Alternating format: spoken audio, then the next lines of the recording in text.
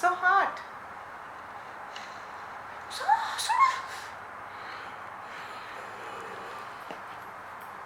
நீங்களும் வீட்டில் செய்யுங்க அம்மி அக்கா. சாப்பிடுங்க, வெளியே உட்காந்து கீக் பண்ணுங்க, ஸ்கப்ரேட் பண்ணுங்க.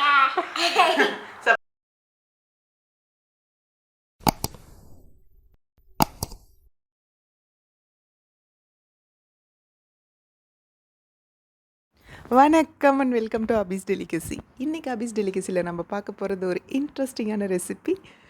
ஃப்ரெஷ் பைனாப்பிள் வச்சு பைனாப்பிள் கேசரி பண்ண போகிறோம். பட் அதை சர்வ் பண்ணுறதுக்கு பார்த்திங்கன்னா பைனாப்பிள் பவுல்லே செய்ய போகிறோம். ஸோ வாங்க ஸ்டார்ட் பண்ணிடலாம். இதுக்கு ஒரு ஃப்ரெஷ் பைனாப்பிள் எடுத்துகிட்டு இந்த மாதிரி நல்லா கட் பண்ணிக்கலாம். சூப்பரான பழுத்த பழம், கட் பண்ணும் போதே வாசம் சூப்பராக இருக்குது. ஸோ இதை நல்லா ரவுண்டாக இந்த மாதிரி கட் பண்ணிக்கலாம். இது எதுக்கு இந்த மாதிரி கட் பண்ணுறேன்னா, மேலே அது வந்து கேப் மாதிரி செஞ்சுட்டு கீழே ஒரு பவுல் மாதிரி செஞ்சு அந்த பைனாப்பிள் ஷேப்லேயே அந்த பைனாப்பிள்குள்ளே கேசரியை செஞ்சுட்டு வைக்க போகிறோம். நல்லா சூடாக அதுக்குள்ளே வச்சு சாப்பிடும்போது சூப்பராக இருக்கும் டேஸ்ட்டு. ஸோ அதுக்காக தான் இந்த மாதிரி கட் பண்ணுறேன். நார்மலாக கேசரியை பண்ணி பவுலில் போட்டு கொடுக்கலாம். நான் நிறைய டைம் கொடுத்துருக்கேன். எங்கள் குட்டி பாப்பா திரும்பி கூட பார்க்க மாட்டா. பார்த்திங்கன்னா ஃபஸ்ட்டு இந்த அபிஸ் டெலிகசி யூடியூப் ஸ்டார்ட் பண்ணும்போது நான் போடுற ஒவ்வொரு வீடியோக்கும் அவளோட ரிவ்யூ இருக்கும். பட் கொஞ்ச நாள் ஆக அவளுக்கு அந்த இன்ட்ரெஸ்ட்டே போயிடுச்சு. பட் இன்றைக்கி நீங்கள் ஸ்டார்டிங் ஆஃப் த வீடியோவில் பார்த்துருப்பீங்க, அவள் வாண்டடாக வந்து ரிவ்யூ கொடுத்தா. இந்த மாதிரி வித்தியாசமாக செய்யவும் அவளுக்கே ரொம்ப பிடிச்சிருந்தது. ஸோ அதனால் வந்து ரிவ்யூ கொடுத்தாங்க மேடம். ஸோ இப்போ வந்து பைனாப்பிளை வந்து இந்த மாதிரி உள்ளேருந்து கட் பண்ணி எடுத்துக்கலாம். இந்த சென்டர் பீசஸ்லாம் பார்த்திங்கன்னா கொஞ்சம் திக்காக இருக்கும். பட் அது வந்து நம்ம கேசரி செய்ய யூஸ் பண்ண போகிறது இல்லை. இந்த பழம் ரொம்ப பழுத்து இருந்ததுனால நாங்கள் அதை அப்படியே எடுத்து சாப்பிட்டுட்டோம். சூப்பராக இருந்துச்சு. இப்போ இந்த சைடில் இருக்கிறதெல்லாம் நல்லா வந்து ஜூஸியாக வரும். ஸோ அதெல்லாம் கலெக்ட் பண்ணி வச்சுட்டு நம்ம அதில் கேசரி பண்ண போகிறோம். கொஞ்சம் பெரிய பெரிய பீசஸ்லாம் இருந்ததெல்லாம் பசங்கள்லாம் எடுத்து சாப்பிட்டாங்க. ரொம்ப பிடிச்சிருந்தது. ஏன்னா இந்த பழம் ரொம்ப வாசமாக நல்லா சூப்பராக இருந்தது. காயாகவும் இல்லாமல் ரொம்ப பழுத்தும் இல்லாமல் கரெக்டான ஸ்டேஜில் இருந்தது. ஸோ எல்லாம் பெரிய பீசஸ்லாம் இருந்ததெல்லாம் எடுத்து சாப்பிட்டுட்ருக்காங்க. இந்த பைனாப்பிளில் ஹெல்த் பெனிஃபிட்ஸ் ரொம்பவே நிறைய இருக்குது. ஸோ இது வந்து அடிக்கடி நம்ம ஃபுட்டில் சேர்த்துக்கிறது ரொம்ப நல்லது. இது அப்படியேவும் சாப்பிட்லாம், இல்லை வந்து ஃப்ரூட் ஜூஸாகவும் பண்ணி கொடுக்கலாம். பசங்களுக்கு எந்த மாதிரி பிடிக்குதோ அந்த மாதிரி இதை வந்து ஃப்ரூட்டை எடுத்துக்கணும் நம்ம அடிக்கடி. இதில் ஆன்டி ஆக்சிடென்ட்ஸ் நிறைய இருக்குது. இம்யூன் சிஸ்டம் ரொம்ப டெவலப் ஆகும் இது சாப்பிட்டுட்டே வரும்போது அடிக்கடி. அண்ட் தென் காஃப் இருந்தால் கூட இந்த பைனாப்பிள் ரொம்ப நல்லதுன்னு சொல்லுவாங்க. ஸோ நிறைய ஹெல்த் பெனிஃபிட்ஸ் இருக்கிற இந்த பைனாப்பிளை வந்து அடிக்கடி எடுத்துக்கோங்க. ஈவன் கேன்சர் எல்லாமே வராமல் இருக்கும் அப்படி சொல்லுவாங்க. ரொம்ப ரொம்ப நல்லது இந்த பைனாப்பிள் சாப்பிட்றது. ஸோ இந்த மாதிரி பாருங்கள், உள்ள அழகாக ஒரு பவுல் மாதிரி ரெடி ஆகிடுச்சு. நம்ம பைனாப்பிள் இப்போ இந்த மாதிரி எடுத்துட்டோம். நல்லா முடிஞ்ச அளவுக்கு ஸ்பூனில் வந்து பார்த்திங்கன்னா அந்த ஜூஸ் எல்லாம் நல்லா சுரண்டி எடுத்துட்டேன். ரொம்ப ஹார்டாலாம் இல்லை. இந்த பழம் ரொம்ப பழுத்து இருந்ததுனால ரொம்ப ஈஸியாக வந்துடுச்சு. நல்லா ஜூஸாக இருந்தது. ஸோ இது வந்து எனக்கு பார்த்தோன்னே இந்த மாதிரி ஜூஸாக வரவும் கேசரி செய்ய ரொம்ப பர்ஃபெக்டாக இருக்கும்னு தோணுச்சு. ஏன்னா பீசஸ் கட் பண்ணி போடும்போது கொஞ்சம் கொஞ்சம் பீசஸ் இருக்கும் நம்ம சாப்பிடும் போது. பட் இந்த மாதிரி போடும்போது அது வந்து ஃப்ளேவர் நல்லா அந்த கேசரியில் மிக்ஸ் ஆகி வரும்னு தோணுச்சு எனக்கு. பாருங்கள், இந்த மாதிரி எடுத்தாச்சு நல்லா பவுல்லேருந்து. சூப்பராக அழகாக இருக்குது பார்க்குறதுக்கே. நம்ம பவுல் ரெடி பண்ணியாச்சு. இந்த பைனாப்பிள் வாசம் அவ்வளோ சூப்பராக இருக்குது. இனிப்பு ரொம்ப நல்லா இருந்தது. புளிப்பே இல்லை கொஞ்சம் கூட இதில். ஸோ இப்போ இது ஒன்று ரெடி ஆயிடுச்சு பவுலு. ஸோ இதே மாதிரி மேலே இருக்கிற அந்த பார்ட் கட் பண்ணி வச்சுருக்குறோம் இல்லைங்களா, அதையும் பண்ணிக்கலாம். பாருங்கள் எப்படி இருக்குன்னு. பெரிய பீஸ் எல்லாமே நாங்கள் சாப்பிட்டுட்டோம். ஸோ இதையும் அதே மாதிரி கட் பண்ணி எடுத்துக்கலாம். ஸோ இப்போ கேசரி செய்ய ஸ்டார்ட் பண்ணிடலாம். இப்போ ஸ்டவ் ஆன் பண்ணிவிட்டு ஒரு கடாயில் 2 டேபிள் ஸ்பூன் கீ ஆட் பண்ணிக்க போகிறோம். இந்த 2 டேபிள் ஸ்பூன் கீயோடையே சேர்த்து நம்ம கொஞ்சம் ரீஃபைண்ட் ஆயிலும் ஆட் பண்ணிக்க போகிறோம். நான் ரீஃபைண்ட் சன்ஃப்ளவர் ஆயில் ஆட் பண்ணிக்கிறேன். இது வந்து 2 டேபிள் ஸ்பூன். இது நல்லா சூடானதுக்கப்புறம் இதில் வந்து நம்ம நல்லா கட் பண்ணி வச்சுருக்கிற முந்திரியும் கொஞ்சம் பாதாமும் ஆட் பண்ணிக்க போகிறோம். உங்கள்கிட்ட பாதாம் இல்லைன்னா முந்திரி மட்டுமே கூட ஆட் பண்ணிக்கலாம். இப்போ அடுப்பை வந்து கொஞ்சம் சிம்லேயே வச்சுட்டு இது நல்லா மிக்ஸ் பண்ணிங்கன்னா இது வந்து நல்லா ஒரு பொன்னிறமாக ஆகிற அளவுக்கு நல்லா கிறிஸ்பி ஆகும். நல்லா வறுபடணும். ஸோ நல்லா இது கலர் கொஞ்சம் சேஞ்ச் ஆகிற அளவுக்கு சிம்மில் வச்சு இதை நல்லா வறுத்துருங்க. அப்போ தான் நல்லா கிறிஸ்பியாக இருக்கும் சாப்பிடும்போது. இப்போ கொஞ்சம் திராட்சை, உலர்ந்த திராட்சை ஆட் பண்ணிக்கலாம். ஸோ இது நல்லா நல்லா உப்பி வரும் திராட்சை. அதுக்கப்புறம் இதில் வந்து 1 கப் ரவை ஆட் பண்ணிக்கிறேன். 1 கப் ரவை ஆட் பண்ணிவிட்டு இதை நல்லா வறுத்துக்கலாம். இந்த முந்திரி திராட்சை வறுத்து நான் தனியாக எடுத்து வச்சு கடைசியாக அந்த மாதிரி ஆட் பண்ண போகிறதில்ல. இது நல்லா ஒரு டைம் நெய்யில் மெதுவாக வறுத்துட்டோம் இல்லைங்களா, ஸோ அது நல்லா கிறிஸ்பியாகவே இருக்கும்.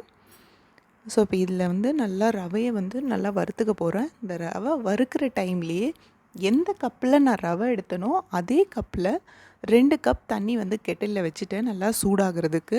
தண்ணி நல்லா கொதிக்கட்டும். சேம் டைமில் வச்சிட்டோம்னா இந்த ரவை ரெடியானதுக்கப்புறம் நம்மளுக்கு வந்து அதில் ஊற்றுறதுக்கு சரியாக இருக்கும். ஸோ தண்ணி கொதிக்க வச்சிடலாம் இப்போயே. ஸோ இப்போ வந்து ரவையும் நல்லா சிம்மில் வச்சு தான் வறுக்கணும். பாருங்கள் எவ்வளோ அழகாக கலர் சேஞ்ச் ஆகிருக்கு. இந்த டைமில் 1 கப் சர்க்கரை ஆட் பண்ணிக்கிறேன். நான் 1 கப் ரவைக்கு 1 கப் சர்க்கரை எல்லாமே சம அளவில் ஆட் பண்ணிக்கிட்டேன். இதே நல்லா மிக்ஸ் பண்ணிக்கலாம். தென் இப்போ வந்து நம்ம வச்சுருக்கிற அன்னாச்சி பழம் இதெல்லாம் ஆட் பண்ணிக்க போகிறோம்.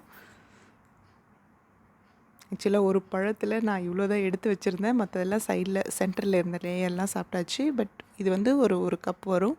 ஸோ இந்த அளவுக்கு ஆட் பண்ணிக்கிட்டால் சரியாக இருக்கும் 1 கப் ரவைக்கு. ஸோ இதை நல்லா மிக்ஸ் பண்ணிவிட்டு இப்போ தான் நான் கலருக்கு பார்த்திங்கன்னா மஞ்சள் பொடி தான் ஆட் பண்ணுறேன். கொஞ்சமாக மஞ்சள் பொடி ஆட் பண்ணால் போதும். மஞ்சள் பொடி ஆட் பண்ணால் மஞ்சள் வாசம் அந்த மாதிரிலாம் எதுவும் அடிக்காது, கலர் மட்டும் தான் கொடுக்கும். ரொம்ப நல்லாயிருக்கும். இது வந்து சாப்பிடும் போது மஞ்சள் ஆட் பண்ண மாதிரி தெரியாது. இதில் வந்து ஃபுட் கலர்ஸ் எதுவும் ஆட் பண்ணுறதில்ல. நான் வீட்டில் பசங்களுக்கு கொடுக்கும்போது நிறைய ஃபுட் கலர்ஸ் வந்து ப்ரிஃபர் பண்ண மாட்டேன். ஸோ அதனால் மஞ்சள் பொடி ஆட் பண்ணிக்கிட்டேன். இப்போ பாருங்கள் நல்லா தண்ணி கொதிச்சிருச்சு. இப்போ ஆட் பண்ணிக்கலாம். பழம் ஆட் பண்ணிவிட்டு நிறைய நேரம் நம்ம மிக்ஸ் பண்ணணுன்னு அவசியம் இல்லை. ஒரு 2 மினிட்ஸில் நல்லா மிக்ஸ் பண்ணிவிட்டு தண்ணி ஆட் பண்ணிக்கலாம். இது பார்த்திங்கன்னா 1 கப் ரவைக்கு 2 கப் தண்ணி ஆட் பண்ணியிருக்கேன்.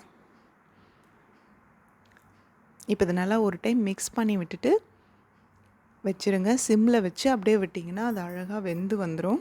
நம்ம அடிக்கடி மிக்ஸ் பண்ணிக்கிட்டே இருக்கணும்னு இல்லை. ஒரு 2 மினிட்ஸ் அப்படியே வேகட்டும். இப்போ இதை ஒரு டைம் மிக்ஸ் பண்ணி விடலாம், அடி பிடிக்காமல் இருக்கிறதுக்கு.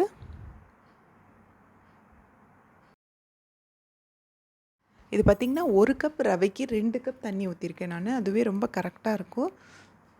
இப்போ பைனாப்பிளும் பார்த்திங்கன்னா கொஞ்சம் ஜூஸியாக தான் ஆட் பண்ணியிருக்கோம். ஸோ அதில் இருக்கிற தண்ணியும் இருக்கும். அதை விட தண்ணி நிறைய ஆட் பண்ணால் கொஞ்சம் தண்ணி ஆகிடும். பாருங்கள் கரெக்டாக இருக்குது. இப்போது வெந்து வந்துருச்சு. இந்த கேசரி ரெடி ஆகிட்டுருக்க இதே டைமில் வந்து 2 டேபிள் ஸ்பூன் நெய்யும் 2 டேபிள் ஸ்பூன் வந்து ரீஃபைண்ட் ஆயிலும் இந்த சைடு சின்ன கடாயில் வச்சு நல்லா சூடு பண்ணிவிட்டு அதை வந்து நம்ம கேசரி ரெடியானோடனே இதில் வந்து ஆட் பண்ணிட போகிறோம்.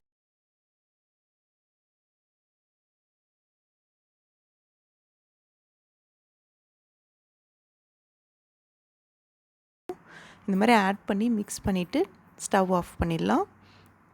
நம்ம சூப்பரான கேசரி ரெடி ஆகிடும். பாருங்கள் இந்த மஞ்சள் ஆட் பண்ணதே இந்த கலர் நல்லா கொடுத்துருக்கு, சூப்பராக இருக்குது. உங்கள் வீட்லேயும் இந்த மாதிரி செஞ்சு கொடுத்து பாருங்கள். நார்மல் பைனாப்பிள் கேசரி இல்லைனா கூட நார்மல் கேசரி செய்யும் போது நான் ஃபுட் கலர் ஆட் பண்ண மாட்டேன். இந்த மாதிரி மஞ்சள் தான் லைட்டாக ஆட் பண்ணுவேன். நல்லாயிருக்கும். வாசம் மஞ்சள் வாசம்லாம் வராது. கேசரி சூப்பராக தான் இருக்கும். ஸோ இதே மெத்தடில் பைனாப்பிள் இல்லைன்னா நீங்கள் நார்மல் கேசரி கூட செய்யலாம். இல்லை வேறு ஏதாவது ஃப்ரூட் ஃப்ளேவர் கூட ஆட் பண்ணி செய்யலாம். ரொம்ப நல்லாயிருக்கும். ஸோ நம்ம நல்லா நார்மலாக செய்கிற ஸ்வீட்டையே இந்த மாதிரி ஃப்ளேவர்ஃபுல்லாக இல்லை ஹெல்த்தியாக செய்யும் போது ரொம்ப நல்லாயிருக்கும். ஸோ இப்போ கேசரி ரெடியான உடனே நம்ம ரெடி பண்ணி வச்சுருக்கிற இந்த பைனாப்பிள் பவுலில் இந்த கேசரியை ஆட் பண்ணிக்க போகிறோம். நல்லா சுட சுட எடுத்து இதுக்குள்ளே ஆட் பண்ணி க்ளோஸ் பண்ணி வைக்கும் போது ரொம்ப நல்லாயிருக்கும். பாருங்கள் எவ்வளோ நல்லாயிருக்கும் கேசரி, பார்க்குறதுக்கு ஷைனிங்காக இருக்குது, அல்வா மாதிரி.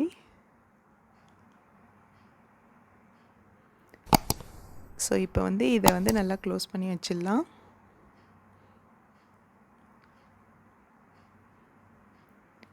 நம்ம சூப்பரான பைனாப்பிள் கேசரி ரெடி ஆகிடுச்சு. இதை கண்டிப்பாக உங்கள் வீட்லேயும் செஞ்சு பாருங்கள். ரொம்ப ஈஸியான ரெசிபி, ரொம்ப ரொம்ப நல்லாயிருக்கும். ஸோ இப்போ ரிவ்யூ டைம். நல்லா சூடான கேசரி பைனாப்பிள்குள்ளே ரொம்ப டேஸ்டியாக இருந்தது. எங்கள் வீட்டில் எல்லாருக்குமே ரொம்ப பிடிச்சிருந்துச்சு.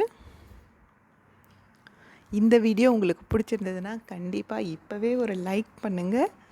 மறக்காமல் உங்கள் வீட்டில் இந்த கேசரியை செஞ்சு பாருங்கள். எப்படி இருந்ததுன்னு கமெண்ட்டில் சொல்லுங்கள். அண்ட் தென் இந்த வீடியோவை உங்கள் ஃப்ரெண்ட்ஸ் அண்ட் ரிலேட்டிவ்ஸ்க்கு ஷேர் பண்ணலான்னு தோணுச்சுன்னா கண்டிப்பாக ஷேர் பண்ணுங்கள். சப்ஸ்கிரைப் மறக்காமல் பண்ணுங்கள். அண்ட் நீங்கள் கொடுக்குற சப்போர்ட்கெல்லாம் ரொம்ப ரொம்ப தேங்க்ஸ். உங்கள் ஒவ்வொரு கமெண்ட்டு, ஒவ்வொரு வியூ, ஒவ்வொரு சப்ஸ்கிரிப்ஷனும் ரொம்ப ரொம்ப valuable. So thank you for that. Bye.